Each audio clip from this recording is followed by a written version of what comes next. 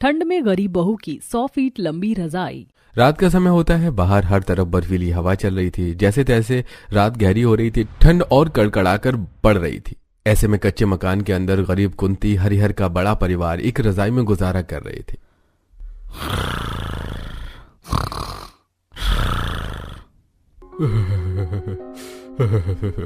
हे भगवान, आज तो दबाकर सर्दी हो रही है। अरे रजाई में भी सारा शरीर सिहर रहा है। ठंड से कांपते हुए हरिहर उठकर देखता है कि उसके ऊपर से रजाई हट चुकी है। अरे गजब हाल है। कसम से पता नहीं है लोग किस तरह से रजाई ओढ़ते हैं। हर बार मुझको उघाड़ देते हैं।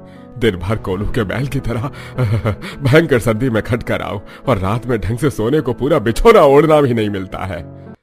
थरथराते हुए हरिहर अपनी रजाई अपनी तरफ खींचकर सो जाता है, जिससे अब टूटी खिड़की से अंदर आ रही ठंडी ठंडी हवा कुंती को लगती है, जिससे वो कुड़कुड़ाने लगती है।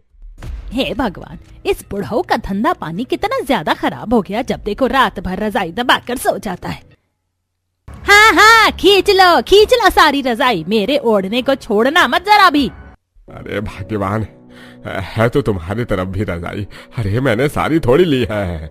हाँ हाँ, जैसे कि रजाई तो तुमने 100 फीट जितनी लंबी चौड़ी भरवा रखी है, तो सब एक रजाई में एक साथ इकट्ठे सब लोग आराम से आ जाएंगे। अरे 5-6 फीट की रजाई है तो सबको ओढ़ने में तो छोटी पड़ेगी ही। अरे भाग्यवान, मैं तुम्हारे आगे हाथ जोड़ता हूँ, मुझे सो लेने दो। जब देखो खाली कलेश करती रहती हो। अरे और लो रजाई भी, तुम भी रख लो, मुझको नहीं ओढ़ना, इसी तरह सो जाऊंगा मैं। हरिहर हाथ पैर सिकोड़कर बिना रजाई के सो जाता है। तभी झगड़े की आवाज से घर के बाकी सदस्य भी बिस्तर में उठकर बैठ जाते हैं। कुंती भाभी, भाई साहब, क्या हो गया? आप दोनों झगड़ा क्यों कर रहे हैं? शोभा, मुझको झगड़ा करने का शौक थोड़ी चढ़ा है। एक तो वैसे ही मेरी नींद कितनी कच्ची है, जरा सी ठंड से नींद टूट जाती है, ऊपर से मुझे रजाई नहीं मिलती। दादाजी, आप दोनों ने आज फिर से रजाई को लेकर लड़ाई कर ली। सो जाइए, हमको कल सुबह स्कूल भी जाना है। दरअसल कुंती देवी का बड़ा परिवार, जिसमें 3 बेटे बहू, उनके बच्चे शोभा, कुंती, हरिहर और सुरेंद्र को मिलाकर कुल 13 लोग थे। ऐसे में जब रजाई एक और ओढ़ने वाले अनेक हों तो दिक्कत होगी। मजबूरी में सभी एक ही रजाई में गुजारा करने को मजबूर थे। ले ले ले ले ले मेरा मुन्ना, चुप हो जा। नीलम, शायद से मुन्ना ठंड से रो रहा है, उसे चादर में अच्छे से ढक लो, अभी गोद का बच्चा है वरना सर्दी लग जाएगी। शोभा खिड़की से बाहर के मौसम का हाल देखती है, जहां घनघोर ओस पड़ रही थी। ओहो, आज तो बड़ी ठंड है। ऐसे मौसम में बच्चे को सहेज कर रखना सबसे मुश्किल भरा है।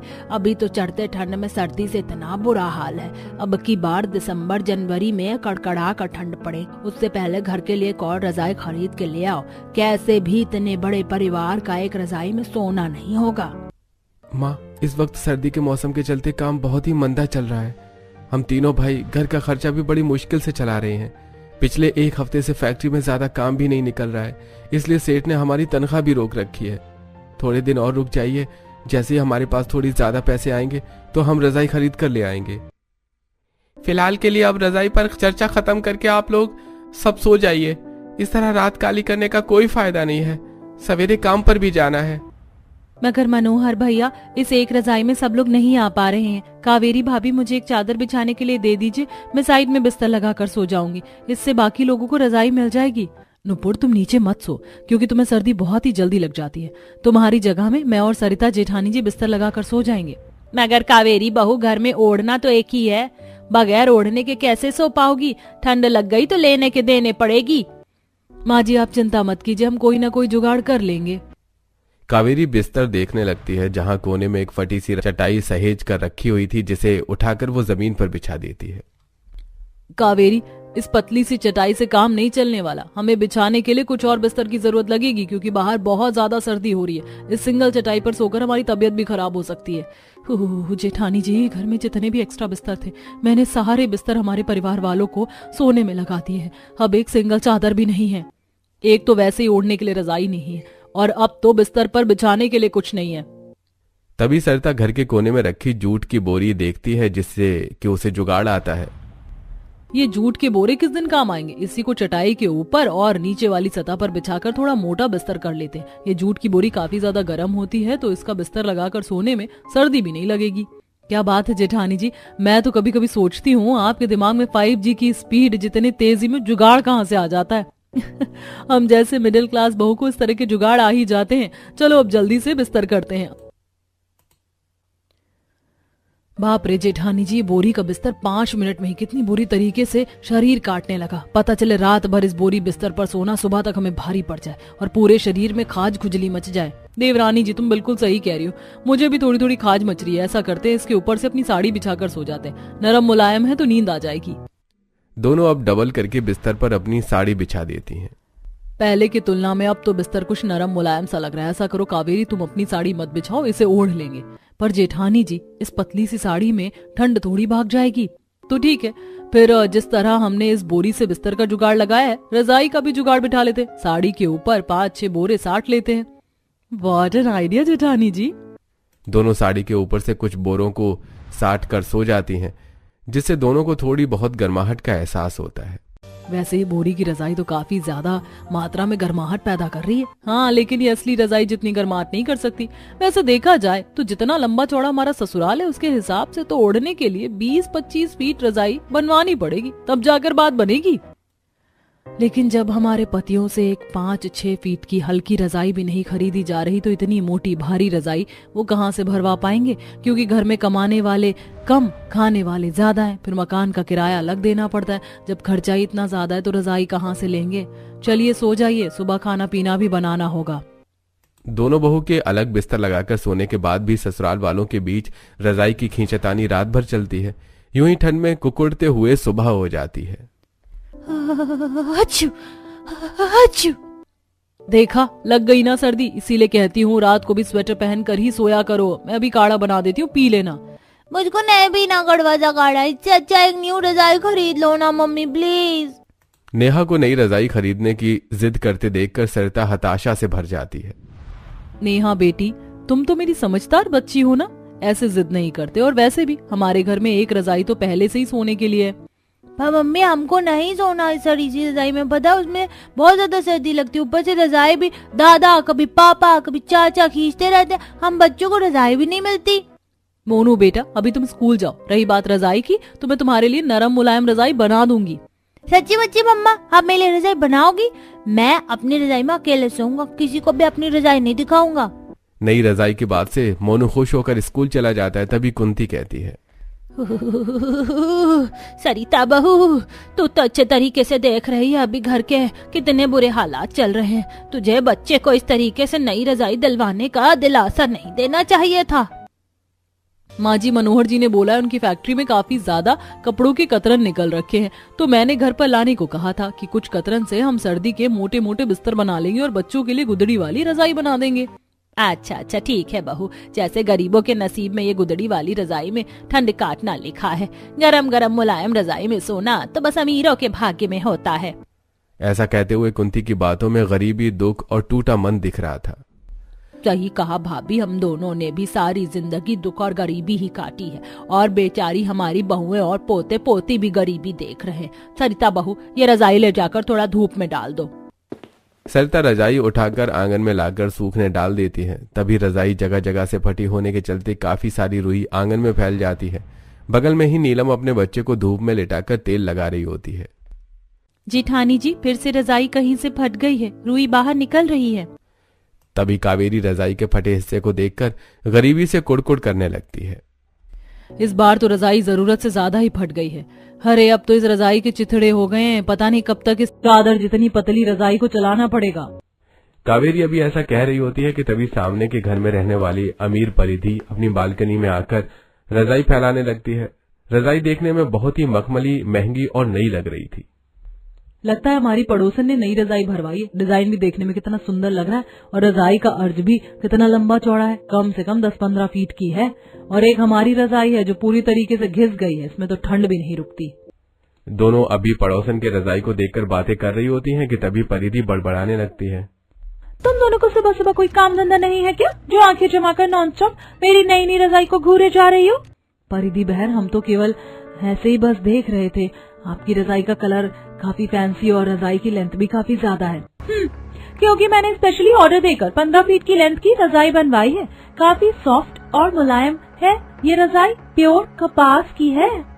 तभी झिझकते हुए सरिता परिधि से पूछती है, वैसे परिधि बहन, ये रजाई बनवाने में कितना खर्चा लगा था? अगर खर्चा थोड़ा कम होगा तो हम भी इस अर्ज की रजाई बनवा लेंगे। मुझे तो ये रजाई बनवाने में 25 से 30 हजार का खर्चा बैठा था, क्योंकि तुम्हारे औकात से बाहर है, इसीलिए तुम अपनी फटीचर रजाई को कंटिन्यू चलाओ, जैसे कि हर साल घिस पीट कर चलाते हो। अरे आजकल तो इंसान दीवारों का पेंट भी इतना नहीं चलाता जितना कि तुम लोगों ने एक ही रजाई में इतनी सर्दियां निकाल दी। अपनी महंगी रजाई पर घमंड खाते हुए परिधि, कावेरी, सरिता, नीलम को नीचे दिखाकर अंदर चली जाती है। तभी कुंती और शोभा आंगन में आती है। बाबू, तुम लोग किस लिए इससे बातचीत रखती हो? थोड़ी अमीर क्या है, खुद पर ऐसे घमंड दिखाती है जैसे कहीं की करोड़पति हो। पर माँ जी, पड़ोसन ने बात तो सच ही बोली थी। अब इस रजाई की ऐसी हालत कूड़ेदान में फेंकने वाली हो गई, मगर हम फिर भी ओढ़ रहे हैं। अब तो इस रजाई को बाहर सुखाने में भी शर्म सी लगती है। देखिए बाकी सबकी बालकनी में कितनी चमचमाती रजाई सूख रही है। नीलम बहू, दूसरों की देखा देखी करने से कोई फायदा नहीं होना। हमारे नसीब में जितनी गरीबी लिखी उसे काटना तो पड़ेगा। भगवान की दया से सर्दी के मौसम में हमारे घर का दाना पानी चल रहा है, सर पर छत है। जरा उनके बारे में सोच कर देखो, जो बेघर होकर फुटपाथ पर इतनी ठंड भरी मौसम में खुले में रहते हैं। इस दुनिया में किसी की जिंदगी एक जैसी नहीं है। अगर कोई हमसे ज्यादा अमीर है तो कोई हमसे ज्यादा गरीब भी है, और हमेशा जिंदगी जीने के लिए अपने से गरीब को देखकर चलना चाहिए। शोभा की बातों में समाज के दबे कुचले गरीब वर्ग का 2 टाइम की रोटी कपड़ा जोड़ने का संघर्ष साफ दिख रहा था। समाज का एक कटाक्ष सच ये भी है कि इस जमाने में गरीब छोटे को और ज्यादा छोटा किया जाता है। इसी तरह से कुछ दिन बीत जाते हैं और ठंड चरम सीमा तक बढ़ जाती है, जिसकी वजह से दिन भर कोहरा छाया रहता, सादी बर्फीली हवाएं चलती रहती हैं। अरे आज तो हद से ज्यादा कोहरा छाया हुआ है। चौखट पर आते ही कब कभी चढ़ रही है। इतना खराब सर्दी का मौसम होगा तो काम पर कैसे जाएंगे? विकास भाई, अगर ठंड देखकर घर में बैठ जाए। अजी भूलिएगा मत, लेते आइएगा ताकि हम गर्म बिस्तर बना सके, क्योंकि सर्दी अभी और बढ़ेगी। तीनों ठंड में ठिठुरते हुए काम पर निकल जाते हैं। पूरा रोड ओस पड़ने से भीगा हुआ था। अरे बाप रे बाप भैया, इस बार की ठंड ने तो कमर तोड़ कर रख दी है। ऊपर से इतनी ठंडी ठंडी बर्फीली हवा बह रही है कि ऐसा लग रहा है जैसे हड्डियां ही गल जाएंगी। हाँ, सच में आज तो सर्दी से शरीर सिहर रहा है। ऐसे मौसम में तो रईस लोग घर में रजाइयों में बैठकर रोटी खाते हैं, पर हम जैसे रोज के कमाने खाने वाले का क्या आधार है? हमको तो कमाने निकलना ही पड़ता है। कुछ ही देर में तीनों कांपते कांपते ओस में भीगी अवस्था में कारखाने में आते हैं, जहां बाकी मजदूर समय से पहले आकर काम कर रहे थे और कारखाने का सेठ मोटा राम हीटर की गर्म हवा में गरम गरम गाजर का हलवा खा रहा था। अरे वाह वाह वाह वाह, बढ़िया लजीज गाजर का हलवा बनाया है। ठंड के मौसम में इतना गर्मा गर्म गाजर का हलवा तो पेट भरकर खाने वाला नाश्ता है। राम राम मोटा राम सेठ। आइए आइए सेठ जी, आ गए आप तीनों नाश्ता पानी लेके, या मंगवाऊं? सेठ माफ करना, आज आने में थोड़ा लेट हो गया, लेकिन रास्ते पर काफी ज्यादा धुंध छाया हुआ था, इसलिए देर हो गई। अरे तुम तीनों ने रोज रोज लेट आने का धंधा पानी लगा दिया है। तुम्हारी देखा देखी कल को बाकी मजदूर भी लेट आएंगे तो हो गया कारखाने का बेड़ा गर्क। सेठ, तुम जब देखो गाली गलौज पर क्यों उतारू हो जाते हो? माना हम लेट आते हैं, लेकिन काम तो पूरा करके जाते हैं ना। अरे एक तो चोरी ऊपर से सीना चोरी, एक तो लेट आता है ऊपर से अकड़ के दिखाता है। अरे मनोहर, समझा ले अपने भाई को। सेठ आप गुस्सा मत करो, आइंदा से हम लेट नहीं आएंगे, टाइम पर आएंगे। कुछ ही देर में तीनों कपड़ों का माल तैयार करते हैं। देखते ही देखते छुट्टी का टाइम हो जाता है। सेठ, हमारे हिस्से का काम पूरा हमने कर लिया है, अब हम घर जा सकते हैं क्या? अरे काम तुम तीनों पूरी मेहनत और शिद्दत से करते हो, तुम्हारी इसी चीज से मैं खुश रहता हूँ। बस देर से मत आया करो, मुझे भी तुम्हें बार बार बोलना अच्छा नहीं लगता। हम समझ रहे हैं सेठ जी, वैसे भी जो फैक्ट्री से वेस्ट कपड़े की कतरन निकली है उसे हम घर ले जाएं? हाँ हाँ, अगर तुम्हारे किसी काम आ जाएगी तो ले जाओ, वरना मैं तो आज इसे कूड़े में ही फेंक देता। तीनों सारे कपड़े के नरम कतरन को बड़ी सी बोरी में डालकर अपने साथ घर ले आते हैं, जहां बच्चे रजाई ओढ़ने को लेकर छीनाछानी कर रहे थे। और सोनू के बच्चे पूरी रजाई खुद दबा कर बैठे हुए, चल मुझको भी रजाई दे। नहीं, मैं नहीं दूंगा, मैंने पहले ओढ़ी थी रजाई। जैसे रजाई तूने खरीद रखी हो, चुपचाप से रजाई मुझको भी दे दे, वरना चाटा लगा दूंगी। तभी छीनाछानी में रजाई बीच से फट जाती है। हे भगवान, कितने शैतान बच्चे हैं, ले बैठे हैं रजाई को। मन तो कर रहा तीनों का गाल लाल कर दो। कुंती को गुस्से में देखकर तीनों बच्चे डर के मारे रजाई छोड़ देते हैं। दादी, सोनू के बच्चे ने रजाई को फाड़ा तब से छीन रहा था। कितने झूठे हो तुम खुशबू दी। तो घर का खर्चा कैसे चलेगा? थोड़ी दूर ही जाना है, चल लेते हैं। भैया कम से कम स्वेटर तो पहन कर जाइए आप तीनों। बहन स्वेटर भी तो पहनने लायक नहीं बचा, इतने सारे छेद हो गए हैं कि ठंडी हवा लगती है। बेटा मैं तो कहती हूँ थोड़ा कोहरा कट जाने दो, तब आराम से जाना। अगर ठंड लग गई तो मुसीबत हो जाएगी। बेटा तेरी माँ सही कह रही है, थोड़ी देर रजाई में आकर बैठ जाओ, तब तक के लिए मौसम खुल जाएगा। तब तक बहू रोटी पानी बना लेगी तो गरम गरम खाकर चले जाना। हरिहर के बोलने पर तीनों रजाई में बैठ जाते हैं, मगर रजाई ओढ़ ओढ़ कर चादर जितनी पतली हो चुकी थी। ये रजाई भी बस नाम की रह गई है, ठंड तो इसमें भागती ही नहीं है। मगर बेटा इस ठंड में थोड़ा तो सोने का सहारा देता ही है। सर्दी की वजह से मुझको भी खेत की कटाई का काम नहीं मिल रहा, वरना थोड़े पैसे बन जाते तो एक कंबल खरीद कर ले आता। रजाई भरवाना तो बस में नहीं, रुई का दाम इतना ज्यादा बढ़ गया है कि हम जैसे 2 टाइम की रोटी कमाने खाने वाले के लिए तो रजाई खरीदना ख्वाब ही बन गई है। जब 9 मन तेल ही नहीं होगा तो राधा कहाँ से नाचेगी। तुम भी तो एक ही काम पर अटक कर रह गए हो, जैसे कि दुनिया में खेत की कटाई के अलावा और कोई दूसरा काम काज नहीं है। कुंती तुम जब देखो मुझ पर ही राशन पानी लेकर क्यों शुरू हो जाती हो, जबकि तुमको पता है कि मेरा पथरी का ऑपरेशन हो रखा है। ज्यादा भार उठाना मना है, वरना सुरेंद्र के साथ बेलदारी के काम पर जाता तो कहीं से भी 100-200 रुपए लेकर आता। खाली सोचने से नहीं होता, करने से होता है। इतने मर्द होने के बावजूद एक नई रजाई खरीदने के लिए भी सोचना पड़ रहा है। गरीबी जो मुंह बाय खड़ी है। एक बार फिर से रजाई को लेकर कुंती हरिहर में झगड़ा चालू हो जाता है, जिसे सुनकर चूल्हा लगाकर साइड में खाना बना रही बहू आपस में बातचीत करने लगती हैं। सच में 2-4 दिनों से मौसम कुछ ज्यादा ही चेंज हो गया। किसी तरह हल्की फुल्की सर्दी में तो इस पतली रजाई में उड़कर काम चल जाता था, लेकिन कल से कितनी ज्यादा कड़कड़ा कर सर्दी पड़ रही है। रात तो मेरी ठंड में कांपते कांपते ही निकल गई। मुझे तो रजाई जरा सी भी नहीं मिली थी। देवरानी जी, हम लोग इस रजाई को कितने सालों से ओढ़ते आ रहे हैं, इसीलिए रजाई पुरानी होकर सिकुड़ कर सिंगल चादर जितनी छोटी हो गई है। ऊपर से बेचारे हमारे पतियों की भी इतनी आमदनी भी नहीं है कि वो घर का खर्च के बाद रजाई ले आए। हम तीनों को ही जुगाड़ लगाना पड़ेगा। अरे खाना पीना बन गया तो जल्दी से दे दो, हमें कारखाना जाने को देर हो रही है। जी जी बस अभी लाई। नीलम फटाफट से गर्मा गर्म चूल्हे की रोटी तरकारी परोस कर देती है। वैसे ठंड के मौसम में तो गर्मा गर्म खाना ही सही होता है, वरना थोड़ी देर के लिए बनाकर रख दो तो बर्फ जितना ठंडा हो जाता है कि गले से निगला भी नहीं जाता।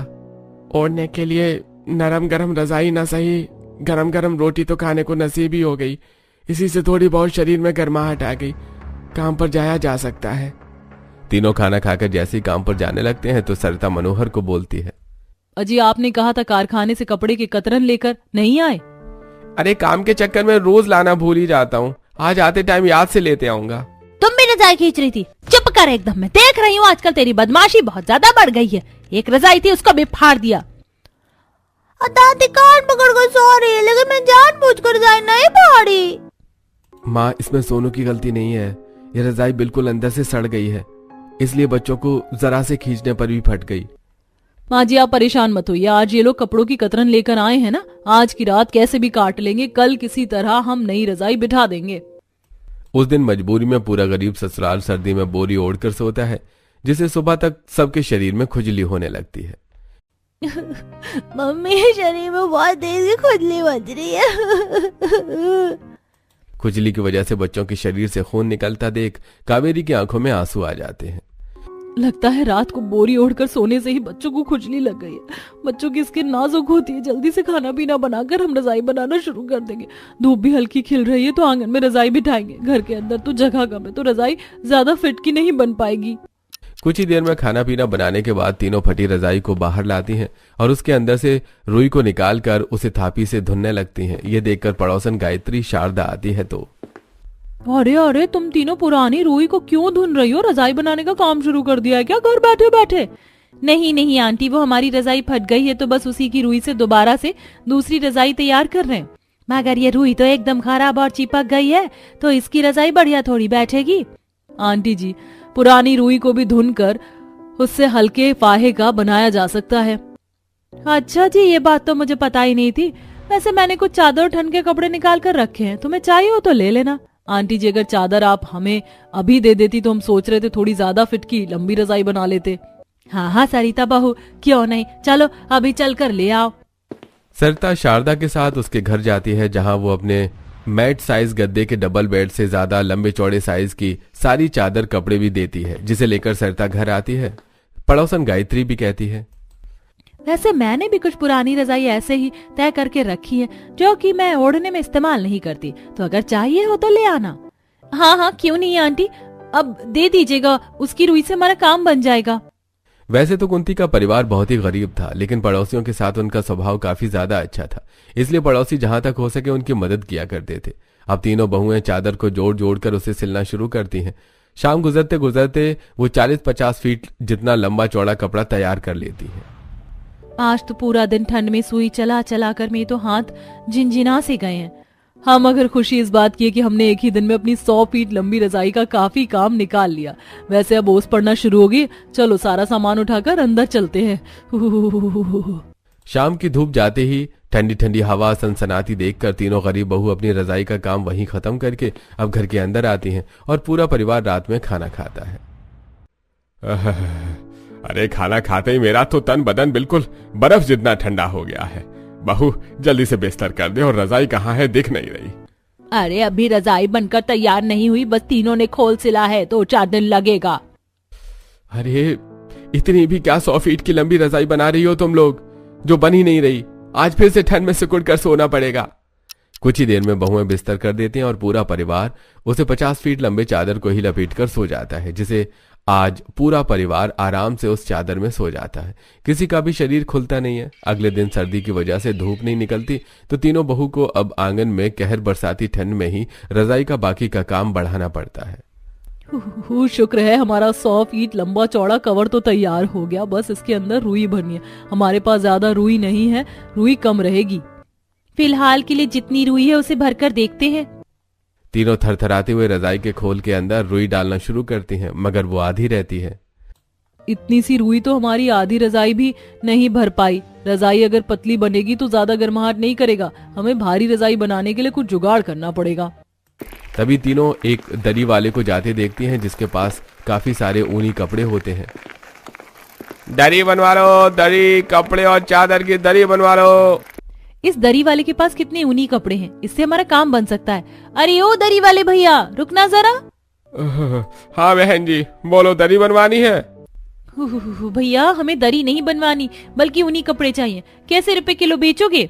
अरे बहन जी, आपको चाहिए तो फ्री में रख लो, ऐसे ऊनी कपड़ों का तो मेरे पास भंडार है। अब तीनों ऊनी कपड़े ले लेती हैं और अब उसे ऊन वाले स्वेटर शॉल के ऊन उधेड़ कर रजाई में डालती हैं, जिससे रजाई कुछ स्तर तक और भरती है। अभी हमें कुछ और मुलायम कपड़े कतरन चाहिए होगा, तभी हमारी 100 फीट की लंबी रजाई मोटी नरम नरम बनेगी। मुझे याद आया, जब हम जंगल में लकड़ी बीनने जाते थे तो वहाँ पर कपास की तरह का ही एक वन पौधा होता है, उससे काम बन जाएगा। सरिता की जुगाड़ पर दोनों भी सहमत होती हैं। अगले दिन ठंड में अब तीनों जंगल आती हैं, जहां आधे से ज्यादा जंगल का भाग उस कपास जैसे दिखने वाले बनवारी से भरा हुआ था, जिसे तोड़कर वो घर लाती हैं। जिसके बाद वो अब रजाई को पूरी तरीके से भरकर उसे पर मोटे मोटे धागे चलाकर बहुत ही बढ़िया सुंदर 100 फीट की लंबी रजाई तैयार करती हैं, जिससे पूरा परिवार रात में गर्माई में सोता है। आहा, आज ये 100 फीट की लंबी रजाई तो खुलने से ही पूरे घर में गर्माहट सी भर गई। आज नींद बढ़िया बढ़िया पड़ेगी। अब तो मैं भी आराम से काफी रजाई अपने नीचे दबाकर सोती हूँ। आखिर ये रजाई 100 फीट की लंबी जो है। आखिर में पूरा ससुराल 100 फीट लंबी रजाई में ही बैठकर गर्मा गर्म खाना खाता है और गर्माहट में चैन सुकून से सोता है।